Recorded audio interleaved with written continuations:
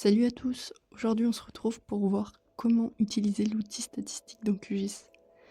On va voir comment l'utiliser de manière assez synthétique.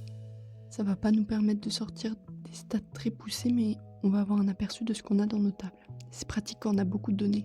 Moi je vais vous montrer des exemples sur des tables qui sont pas forcément très chargées, mais déjà là, on verra qu'on aura de très bons résultats.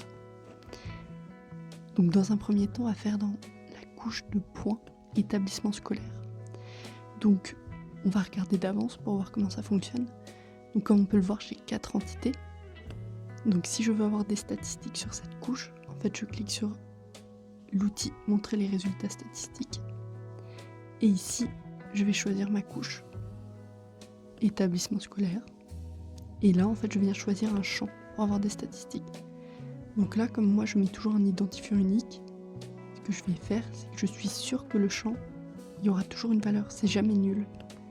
Donc je mets le champ ID et là en fait il va me faire le compte de toutes les lignes que je vais avoir dans ma table. Donc là en l'occurrence c'était 4. En ce qui concerne la somme, en fait il va me faire la somme des idées. Donc 1 plus 2 plus 3 plus 4. Mais là c'est pas intéressant parce que je n'ai pas de longueur ou d'air ou de données à mesurer. Donc pour cette couche de points, ça m'aura juste permis de connaître le nombre de lignes dans ma couche. En revanche, on peut prendre par exemple la distance entre établissements, qui est une couche de lignes.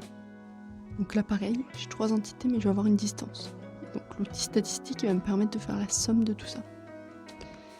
Donc je reclique dessus, je choisis distance entre établissements, et là, ça va par défaut, il s'était bien mis, mais du coup, je vais avoir une analyse statistique sur la colonne distance.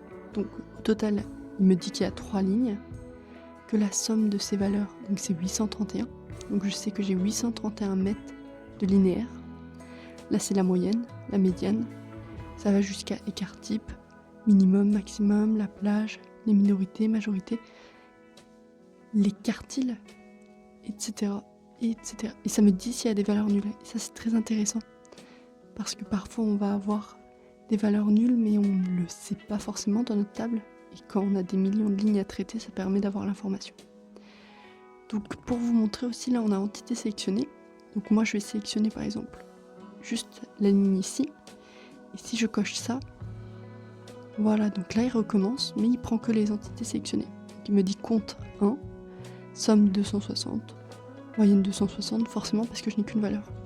Si j'en sélectionne 2, 2, voilà, il s'adapte en direct. Donc ça c'est super bien. Et au cas où, là j'ai une distance en mètres. Si je veux la passer en kilomètres, il suffit que je fasse diviser par 1000. Et là si je fais entrer, voilà, il m'a tout passé en kilomètres. Donc c'est super bien parce qu'on peut choisir le champ et on peut lui appliquer de manière légère mais une petite formule pour transformer la valeur. Voilà, donc là je vais refermer. Et le dernier exemple, ça va être donc sur les parcelles cadastrées. Là, je vais avoir une surface qui sera en mètres carrés. Donc pareil, je vais utiliser l'outil de statistique pour qu'il me fasse une statistique avancée. Donc, je change de données. J'aurais pu le faire directement en gardant l'outil statistique, mais c'est pour qu'on puisse voir ce qu'on avait dans la table. Donc parcelle cadastrée, c'est ici. Et là, je choisis surface. Et pourquoi j'ai rien ? C'est intéressant de le voir comme ça, c'est parce que je suis restée sur entité sélectionnée uniquement. Donc je décoche et tout de suite en temps réel il me remet mes données. En l'occurrence donc la somme de toutes les surfaces.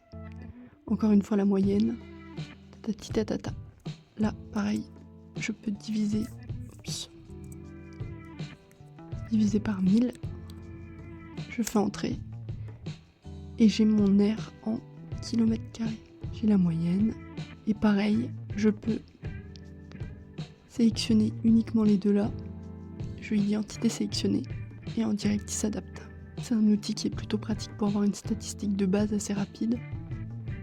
On peut rafraîchir si on met à jour notre projet pendant qu'on fait la statistique et qu'on a laissé l'outil parce qu'il peut se mettre en petite fenêtre. Si on le met sur un double écran et que je modifie quelque chose, je clique ici et ça rafraîchit. Ça me met à jour ma donnée.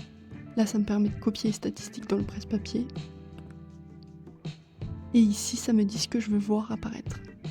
Là, j'ai tout de coché par défaut, mais on peut choisir d'avoir que certaines données. Voilà, et on va faire un test. Voir, bloc-notes.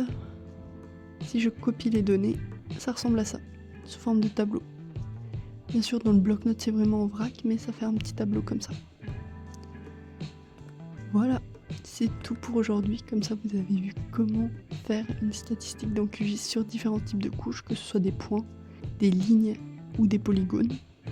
Et maintenant, à vous de jouer. Bonne carte.